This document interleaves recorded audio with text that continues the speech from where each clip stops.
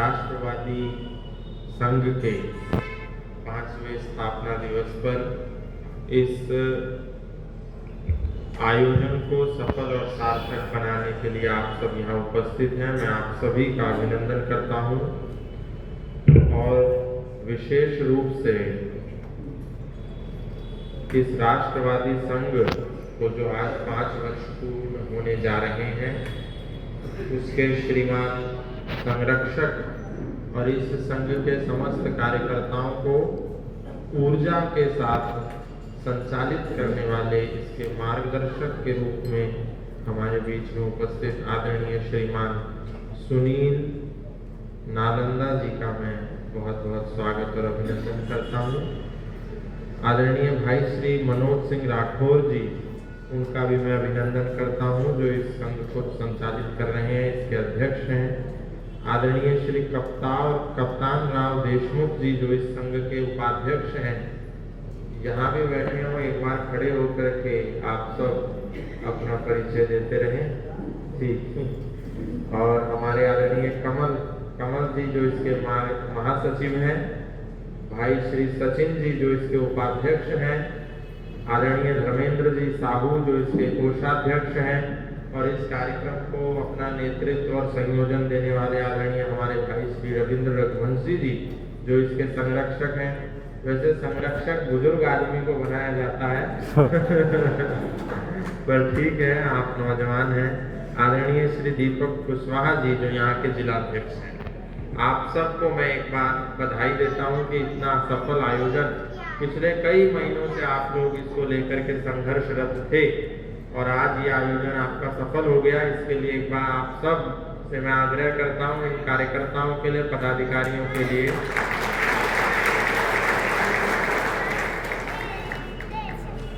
मुझसे पूर्व मीनाक्षी जी ने इतना जोश भर दिया आप लोगों के मध्य कि जैसे ही उनका व्याख्यान पूर्ण हुआ तो ये आगे जो पंडित जी बैठे हैं इतना उत्साहित हो गए कि मोबाइल सब नीचे गिर लिए लेकिन हम सनातनियों के साथ एक समस्या है। मैं चाहूंगा आप ध्यान से सुने इस वृत्तांत को। हम लोगों के अंदर श्रवण रस लेने की बड़ी बुरी आदत है। हम लोग अपना धार्मिक और सांस्कृतिक एंटरटेनमेंट करने के आदी हो गए हैं।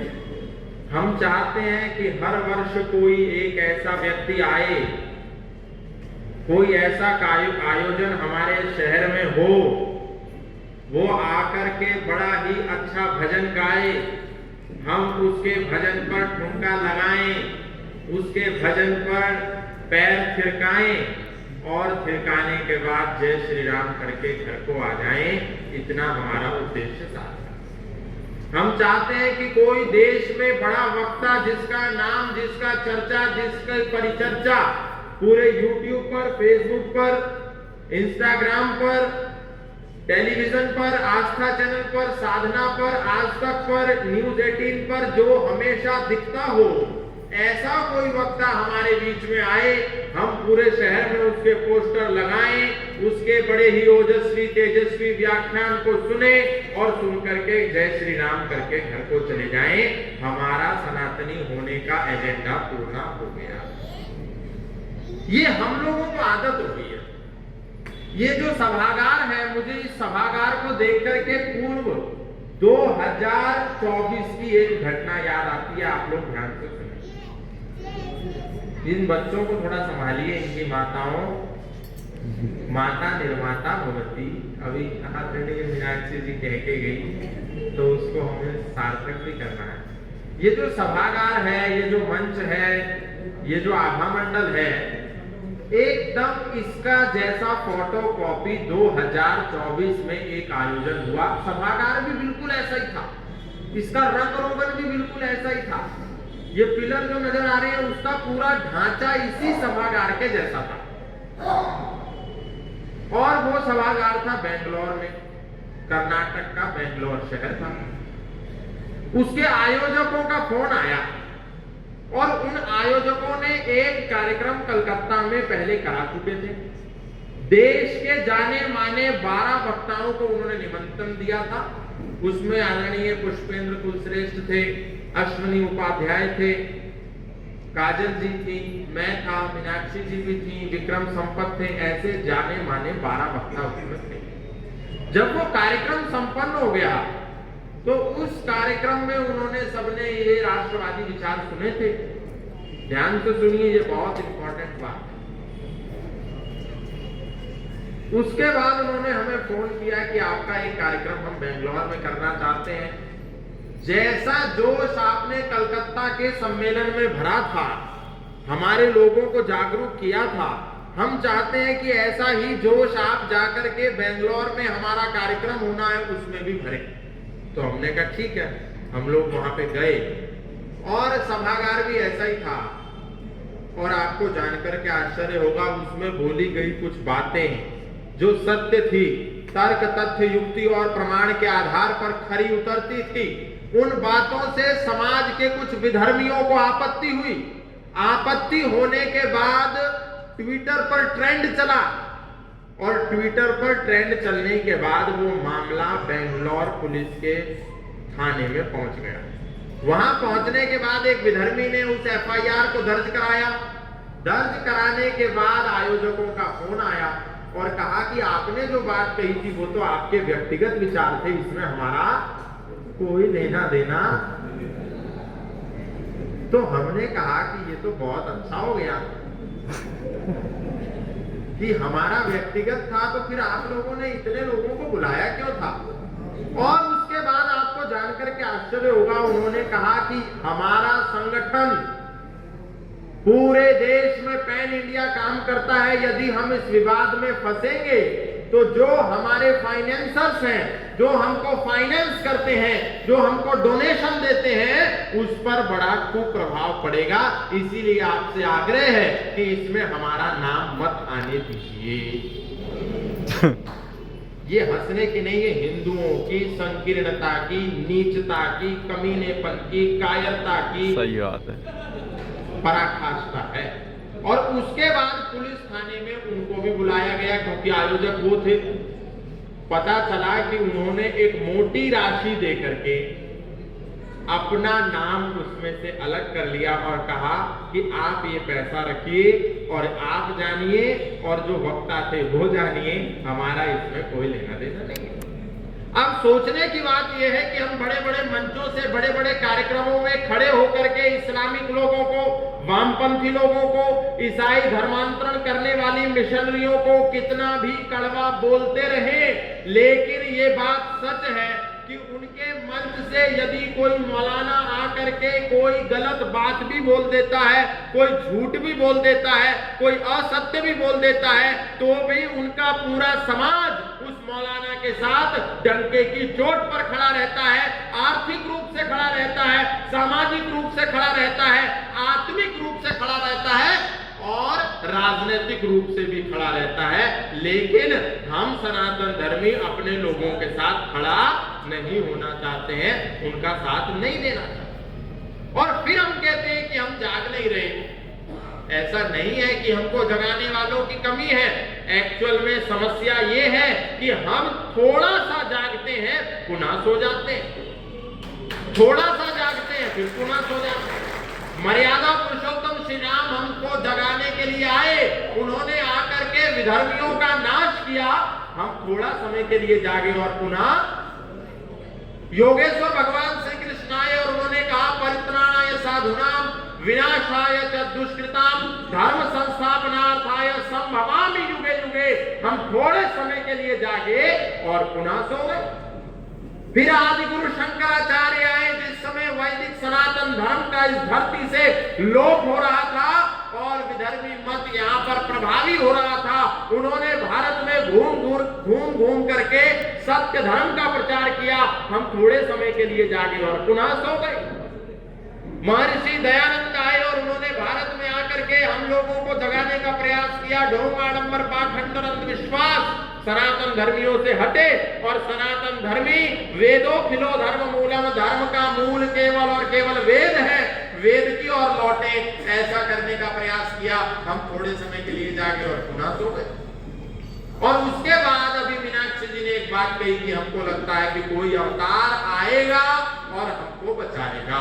हम अवतार की प्रतीक्षा में बैठे हैं। एक था, मंदिर नगर के बीच में था, पूरे नगर में बाढ़ आ गई। बाढ़ आने के बाद जब जल का स्तर देखा गया तो भाई था कीचक, वो द्रौपदी पर कुदृष्टि रखता था। अब इस कुदृष्टि से द्रौपदी अत्यंत व्याकुल थी, अत्यंत परेशान थी, अत्यंत हताश और निराश थी। तो ये प्रकरण जब उन्होंने भीम को बताया तो भीम ने उस कीचक को मार करके उसका विनाश कर दिया। और भीम ने कहा, अद्याहं रणो भूत्वा भ्रातुर्भार्यापहारिणं शांति लब्धास्मि परमां हत्वा सैरंद्री कंटकम। मैंने भ्रातुर्भार्या यानी अपने भाई की पत्नी के आंख का जो कांटा था, आज उस कांटे को निकाल दिया है उसकी हत्या करके। अब सोचने वाली बात है, भ्रातुर्भार्या वो क्यों कहता? अगर हम किसी को भाभी कह रहे हैं तो क्यों कह रहे हैं? क्योंकि वो उसके भाई की पत्नी थी, ना कि उसकी पत्नी थी। यदि उसकी पत्नी होती तो बोलता मेरी पत्नी के आंख के कांटे को मैंने निकाल दिया। और यदि वो पांचों की पत्नी होती तो कहता हमारी पत्नी के आंख के कांटों को मैंने निकाल दिया। लेकिन वो कह रहा है भ्रातुर्भार्या। लेकिन ये छोटा सा विचार है। इस विचार को ना पढ़ने के कारण, ना समझने के कारण, ना जानने के कारण, अनभिज्ञता होने के कारण कोई भी व्यक्ति समाज में बाहर से आता है, हम पर टारगेट करता है, हम पर हमला करता है, हम निरुत्तर हो जाते हैं और कुछ भी नहीं बोल पाते, मुंह बंद करके बैठ जाते हैं। और इसी एक छोटे से विचार के कारण न जाने कितने सनातन धर्मियों के हृदय में सनातन के विरुद्ध विष बोलने का काम किया जा रहा है। नुपुर शर्मा ने एक बात बोली, आप सब जानते हैं। उन्होंने वही बात बोली जो जाकिर नाइक बोलता था। उन्होंने कहा कि मोहम्मद साहब ने 6 साल की आयशा के साथ निकाह किया। अब जैसे ही वो ये विचार उसने दिया, इसी विचार को जाकिर नाइक क्या इस्लाम का प्रत्येक मौलाना, मौलवी, मुकर्रम, बारी, सैयद हर व्यक्ति इस बात को कहता है। लेकिन नुपुर शर्मा ने कहीं सबने विरोध किया और विरोध करने के बाद उसका खंडन करके एक दूसरा विचार समाज में दे दिया कि तुम हमारे मोहम्मद साहब के बारे में ये आपत्तिजनक टिप्पणी करते हो कि उन्होंने 6 साल की एक बच्ची के साथ निकाह किया, लेकिन क्या तुम ये बता सकते हो कि मर्यादा पुरुषोत्तम श्री राम ने जब माता सीता के साथ विवाह किया तो माता सीता भी तो 6 साल की थी। जब मोहम्मद साहब आयशा के साथ 6 साल की उम्र में जब आयशा जी विवाह कर रहे हैं वो गलत है, तो राम ने 6 वर्ष की सीता के साथ विवाह किया, ये कैसे सही हो सकता है? अब जैसे ही ये तर्क हमारे समाज में दिया जाता है तो हमारे नौजवान, हमारी महिलाएं, हमारी बहनें, हमारी बेटियां सब निरुत्तर हो जाती हैं, क्योंकि उनके पास कोई तर्क नहीं होता, इसका खंडन करने का कोई पुख्ता सबूत और प्रमाण नहीं होता, क्योंकि वे महाभारत और रामायण नहीं पढ़ते। और हमारे सारे कथावाचक अपने मंचों पर बैठ करके उनके द्वारा कही गई इस बात का पुरजोर समर्थन करते हैं, भजन गा गा करके कि झुक जइयो रे तनिक रघुवीर लली मेरी छोटी सी। यानी कि वो भजन गा रहे हैं, हमारे कथावाचक इस बात की पुष्टि कर रहे हैं कि जिस समय वरमाला हो रही है मर्यादा पुरुषोत्तम श्री राम और मां सीता की, तो सीता की मां राम से कह रही है कि थोड़ा सा झुक जाओ, तुम तो बड़े हो पर मेरी बेटी छोटी है, यदि तुम नहीं झुके तो ये छोटी बच्ची तुम्हारे गले में माला डाल नहीं पाएगी। इस प्रकरण, झूठे प्रकरण का गीत बना करके हमारे कथावाचक परोस रहे हैं और इन झूठे गीतों के कारण उन इस्लामिक, उन विधर्मियों की बात सच्ची साबित हो रही है। जबकि हम जब रामायण उठा करके पढ़े तो मां सीता कह रही है मम भर्ता महातेजा वैशा पंचविंशका अष्टादशी वर्षिणी नान जन्मनि गण्यते। मेरी आयु जन्म से अब तक 18 वर्ष है और मेरे पति की आयु, मर्यादा पुरुषोत्तम राम की आयु 25 वर्ष है। आवाज नहीं आ रही है तो लोग फिर तो क्या समझे आप लोग?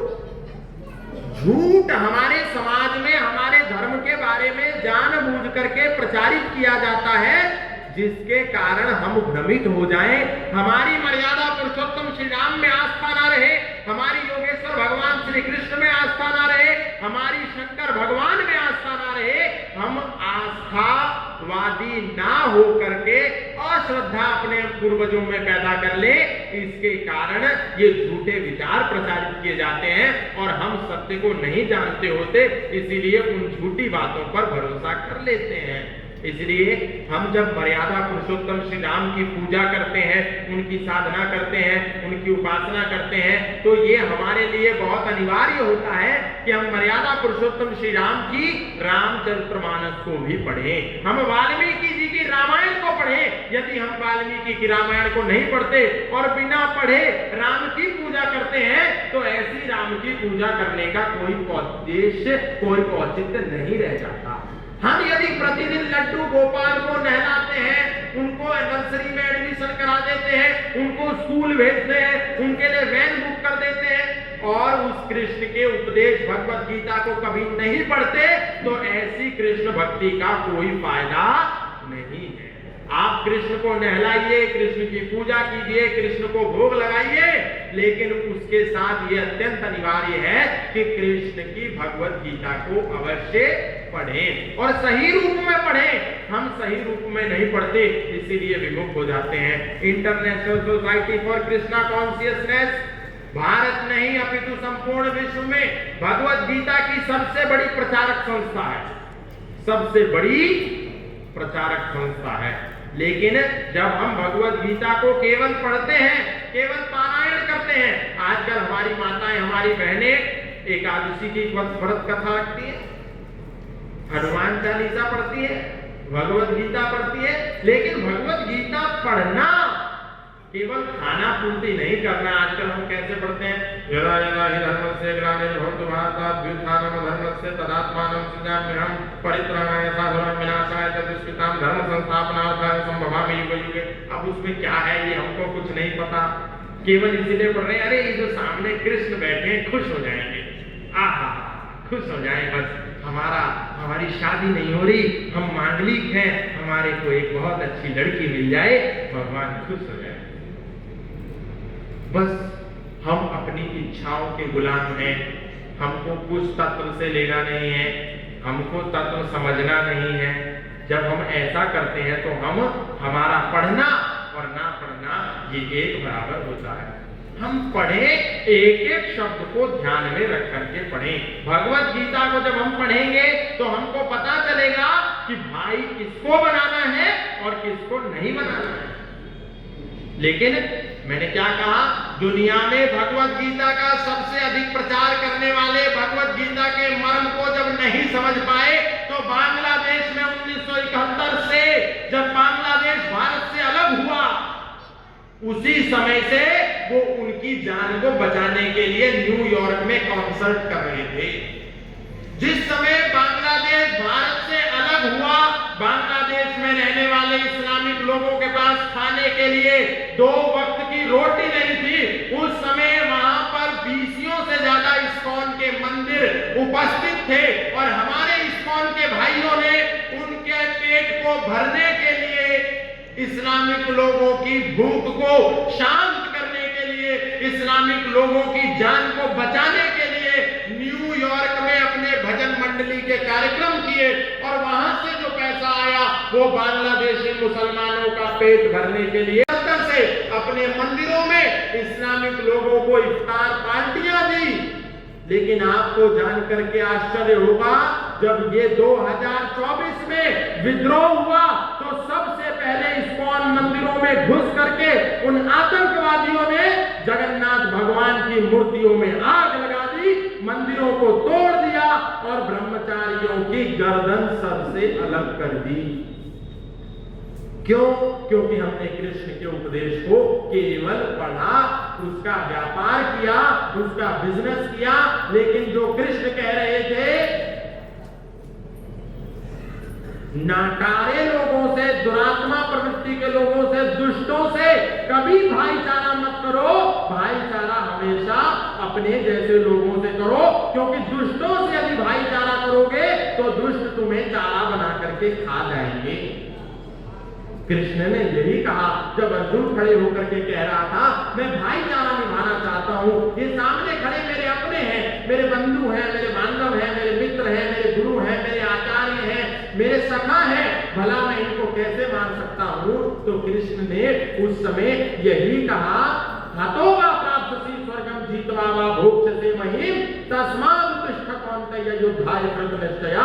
उन्होंने नहीं कहा कि धार्मिक और अधर्मी बराबर होते हैं, धार्मिक और अधर्मी दोनों की यात्रा एक होती है, किसी भी यात्रा से जाओ पहुंचना तो एक ही रास्ते पर है। जैसे आज के हमारे कुछ मूर्ख कहते हैं भगवत गीता पढ़ो या कुरान पढ़ो या बाइबल पढ़ो, पहुंचना तो एक ही रास्ते पर है। सारे धर्म बराबर नहीं होते, ये समझना पड़ेगा। तो कृष्ण कह रहे हैं क्लैव्यम मानसमगमः पार्था नैतत्वत्युपपद्यते क्षुद्रम हृदय दौर्बल्यम त्यक्तोत्तिष्ठ परमतपा। दुष्टों के साथ दोस्ती मत करो, उनके साथ भाईचारा मत करो, उनके साथ मित्रता मत करो और अपने लोगों को शिक्षित करो। कृष्ण भगवान ने ये नहीं कहा कि तू मुझको भोग लगाएगा तो तेरी समस्या का समाधान होगा। उन्होंने उस समय भी उसको ज्ञान दिया और ज्ञान के बल पर अर्जुन के मन को, अर्जुन के हृदय को परिवर्तित किया।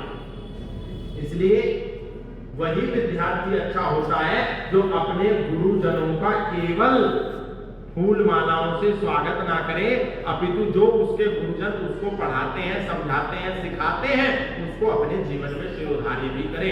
आप सोच करके देखिए, कोई गणित की कक्षा चलती हो और उस कक्षा में जैसे ही वो गणित के टीचर आते हो, सारे बच्चे खड़े होकर के उनकी जय जयकार करते हो, उन पर फूल बरसाते हो, उनके लिए ढोलक बजाते हो, नाचते हो, प्रसाद बांटते हो। लेकिन जैसे ही वो गणित का अध्यापक पुस्तक खोल करके ब्लैक बोर्ड पर पढ़ाना शुरू करे, वो सारे विद्यार्थी कोई लंच खाने लगे, कोई घर को चला जाए, कोई क्लास में बैठा बैठा सो जाए, तो वो अच्छे विद्यार्थी नहीं होंगे। आदर के साथ साथ वो विद्यार्थी, वो जो अध्यापक पढ़ाने आया है, उसकी बात को ध्यान पूर्वक सुने, उसको पढ़े, तभी वो अच्छे होंगे। ठीक इसी प्रकार से कृष्ण की चित्र की पूजा के साथ साथ कृष्ण के चरित्र की पूजा भी हम सब करें। राम की पूजा के साथ साथ राम के चरित्र की पूजा भी करें, यानी चित्र भी आवश्यक है और चरित्र भी आवश्यक है। दोनों को साथ लेकर के चलना होगा। माला यदि आवश्यक है तो एक हाथ में भाला भी आवश्यक है, शस्त्र यदि आवश्यक है तो दूसरे हाथ में शास्त्र भी आवश्यक है। अग्रतश्चतुरः वेदा पृष्ठतः शस्त्रम धनु इदं ब्रह्मम् इदं शस्त्रम शापादपि शरादपि शस्त्रेण रक्षति राष्ट्र शास्त्र चर्चा प्रवर्तते। विश्वामित्रादि ऋषियों के यज्ञ हवन भी तभी सफल होते हैं जब पहरे पर स्वयं धनुधर राम खड़े होते हैं। हमको हथियार किसी को मारने के लिए, किसी पर अटैक करने के लिए नहीं उठाना है। हथियार हमको स्वयं की रक्षा करने के लिए, अपनी आत्मरक्षा करने के लिए, डिफेंस के लिए उठाना है। यानी सनातन धर्म कभी भी अटैक की बात नहीं करता, सनातन धर्म बात करता है डिफेंस की। हमको अपनी रक्षा करनी है, अपनी रक्षा का बंदोबस्त स्वयं करना पड़ेगा।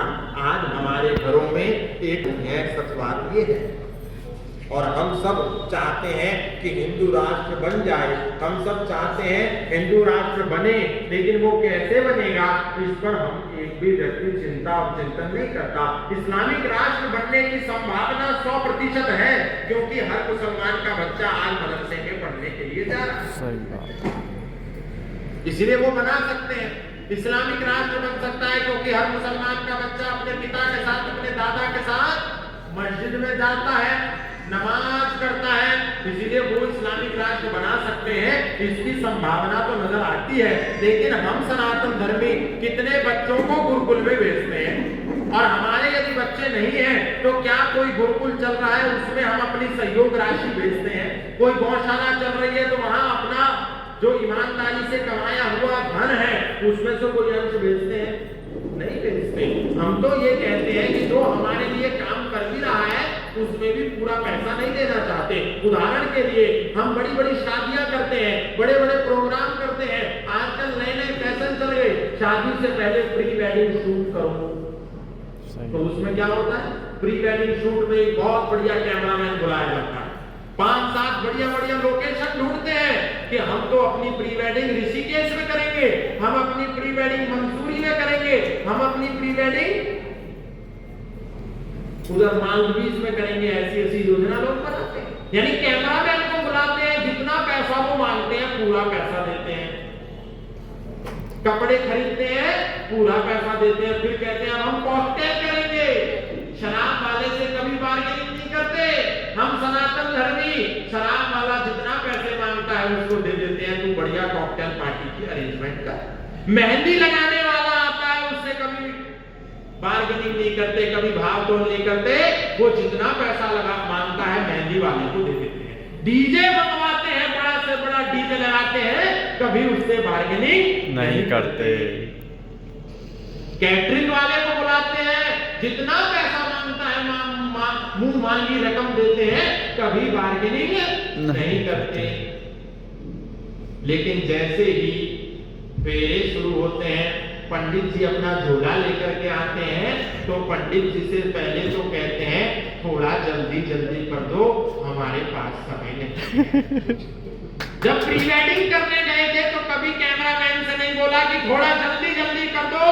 वो 5 बार retake retake retake retake retake करता रहा और हम 5 बार एक्शन करते थे, लेकिन कभी कैमरामैन को नहीं बोला कि हमको जल्दी कर दो। उसने कहा ये वाला ठीक नहीं हुआ, अभी दोबारा कीजिए। तो हम दोबारा हाथ में हाथ लेकर के नदी के किनारे 5 बार इधर से उधर भागते रहे। उसको कभी नहीं बोला जल्दी कर दो, समय नहीं है। डीजे वाले ने भरपूर डीजे बजाया, कभी उसको नहीं बोला। दारू वाले को कभी नहीं बोला जल्दी पिलाओ, उसको कहते आराम आराम से पिलाओ, धीरे धीरे चढ़ने दो। लेकिन पंडित जी जैसे ही यज्ञ की अग्नि को जला करके बैठे तो बोला पंडित जी जल्दी कर दो। और फिर पंडित जी भी इतनी जल्दी कर देते हैं कि 6 महीने में ही खत्म। अब पंडित जी क्या करें? 50 रिश्तेदार, पंडित जी अकेले। तो पंडित जी भी प्रेशर में आ जाते हैं। और उसके बाद जब दक्षिणा देने की बारी आए तो पंडित जी इस बार 1100 ले लो, इस बार इतना ही ले लो, उससे पूरी बार्गेनिंग करते हैं। और जैसा लगता है कि जितनी शादी की बचत है, जितने विवाह कार्यक्रम की बचत है, सारी पंडित जी की दक्षिणा पर आकर के ही निकल जाती है। तो मैं इस बात को इसलिए कह रहा हूं कि हम देने का भाव भूल गए हैं। हम जाकर के मंदिरों में सोने का खतरा चढ़ाना जानते हैं, लेकिन गुरुकुल में कोई बच्चा बिना भोजन के रोज सो रहा है, उसके लिए हम कोई इंतजाम नहीं करना चाहते। और उसके बाद हम कहते हैं हम भारत को हिंदू राष्ट्र बनाएंगे। भला बिना वेद की शिक्षा के, बिना दर्शन की शिक्षा के, बिना उपनिषद की शिक्षा के, बिना संस्कृत और संस्कृति की शिक्षा के क्या हम इस भारत को हिंदू राष्ट्र बना सकते हैं? कदापि नहीं बना सकते।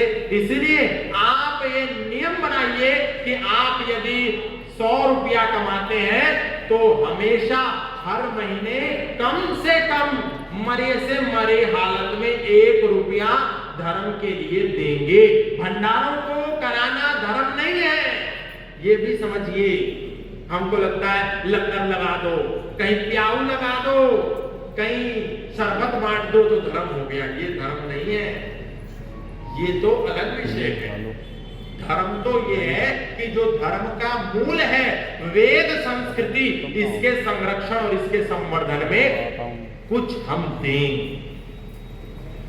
इसको धर्म कहते हैं। लेकिन धर्म की अवधारणा हम भूल गए। माता की चौकी कर दो तो धर्म हो गया, साईं जी की संध्या कर दो तो धर्म हो गया। साईं जी पूरा जीवन अल्लाह मालिक अल्लाह मालिक करते रहे और हम साईं को परब्रह्म परमात्मा का अवतार मान रहे हैं।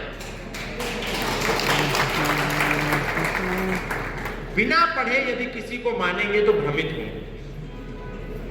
बिना पढ़े मत मानिए। आज हमारी समस्या ये है, हम सब जगह माथा टेकने को तैयार हैं, बस हमारी मनोकामना पूर्ण होनी चाहिए। चाहे किसी कबीर की, किसी फकीर की, किसी की कब्र पर माथा टेकना पड़े तो हमें कोई समस्या नहीं है। हम किसी की भी मस्जिद में जाकर के, किसी के भी मकबरे पे जाकर के, किसी की भी दरगाह पे जाकर के चादर चढ़ा सकते हैं।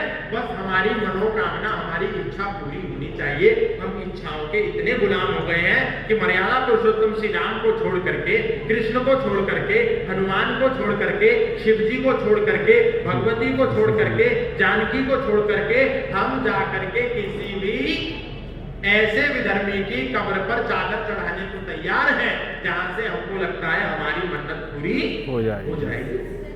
तो धर्म बचेगा कैसे? दुनिया का कोई मुसलमान नहीं सोचता कि आज कृष्ण की जन्माष्टमी है, हम जाकर के कृष्ण के मंदिर में बैठे। कोई दुनिया का ईसाई ये नहीं सोचता कि हम जन्माष्टमी और रामनवमी मनाएं, लेकिन हमारे सारे नौजवान ईसा मसीह का जन्मदिन मनाने के लिए 25 दिसंबर को मोमबत्तियां लेकर के अपनी गर्लफ्रेंड के साथ चर्च के बाहर जाकर के खड़े हो जाते हैं। तो ऐसी परिस्थिति में हम धर्म की रक्षा, धर्म का संरक्षण नहीं कर सकते। इसीलिए हमको कुछ संकल्प तो विशेष रूप से लेकर के जाने ही होंगे, नहीं तो ये कार्यक्रम हर साल ऐसे ही चलता रहेगा, हर साल इसमें खर्चा होता रहेगा, हर साल इसमें तंबू लगता रहेगा और इस कार्यक्रम का जो उद्देश्य है वो कभी भी सार्थक नहीं हो पाएगा। तो उद्देश्य तभी सार्थक होता है जब श्रोता जो आते हैं वो केवल श्रवण रस वाले ना हो, वो धर्म को समझने और जानने वाले हो, अपने धर्म को बचाने के लिए कुछ करने की इच्छा जागृत करते हो। केवल नवरात्र आ जाएगा तो हम 9 दिन व्रत रख लेंगे, इससे धर्म बचता होता तो कब का बच जाता। ये धर्म का एक अंग है, लेकिन नवरात्र में जिस दुर्गा की हम पूजा कर रहे हैं उस दुर्गा से प्रेरणा ले और अपनी बेटियों को दुर्गा बनाना है, उसके लिए आप कोई कार्यक्रम आयोजित कीजिए, कोई आत्मरक्षा का शिविर आयोजित कीजिए, 9 दिवसीय शिविर लगाइए, तब जाकर के नव दुर्गा की पूजा सार्थक होगी। अन्यथा दुर्गा को पूजते रहिए, दुर्गा आपको बचाने नहीं आएगी। सही बात है। इसलिए हमारे जो भी पर्व आ रहे हैं उनके पीछे एक संदेश है। यदि 9 दिवसीय कार्यक्रम आया है, साल में 2 बार आता है, और कोई भी कार्यक्रम साल में 2 बार नहीं आ रहा है सिवाय नवरात्र के, वो इसीलिए आ रहा है क्योंकि बेटियों को आत्मरक्षा का गुण सिखाना देश की अनिवार्यता है, समाज की अनिवार्यता है। इसीलिए हमें अपनी बेटी को दुर्गा बनाना पड़ेगा, ये पहला काम है। यानी हम ठीक रास्ते पर आगे बढ़े, हम सही विषय को चुने। तो आज यहां से आपको एक तो ये संकल्प लेकर के जाना है कि हम मर्यादा पुरुषोत्तम श्री राम की पूजा नहीं करेंगे,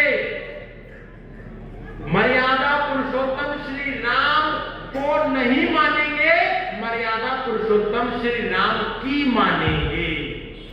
जो मर्यादा पुरुषोत्तम श्री राम ने कहा है, आज तक हम गीत गा रहे थे, सीताराम सीताराम सीताराम कहिए, जाहि विधि राखे राम ताहि विधि रहिए। अब इस गीत को बदलिए और गाइए, सीताराम सीताराम सीताराम कहिए, जाहि विधि रहे राम ताहि विधि रहिए। जैसे राम का जीवन, उसके लिए मर्यादा पुरुषोत्तम श्री राम को पढ़ना पड़ेगा। बेशक रोज एक पन्ना पढ़िए, पर पढ़िए। यूं पुतले जलाने से रावण नहीं मरा करते। कितने सालों से जला रहे हैं और कितने सालों तक जलाते रहेंगे, लेकिन रावण नहीं मरता।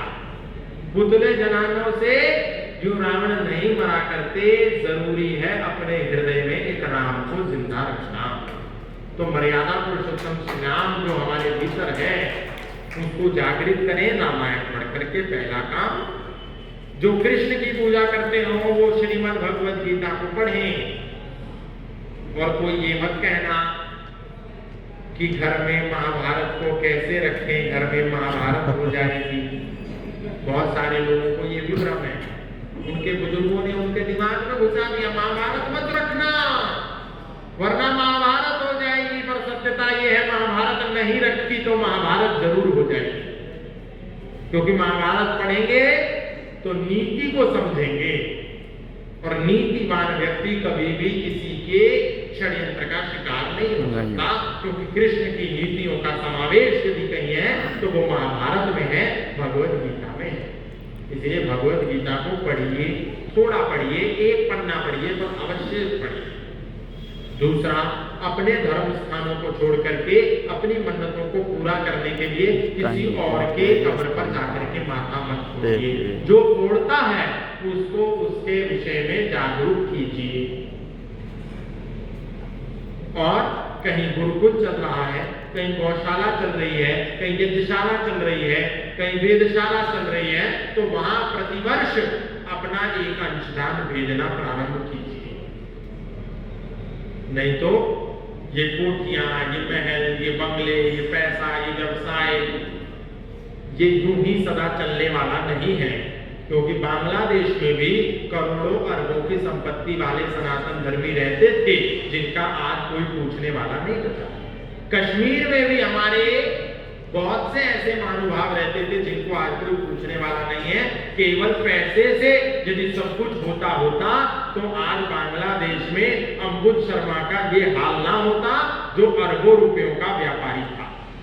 इसलिए ये जो धन है, इसको धर्म में यदि नहीं लगाएंगे तो धर्म बचने वाला नहीं है। और जो व्यक्ति धर्म की रक्षा करता है, धर्म उसकी भी रक्षा करता है।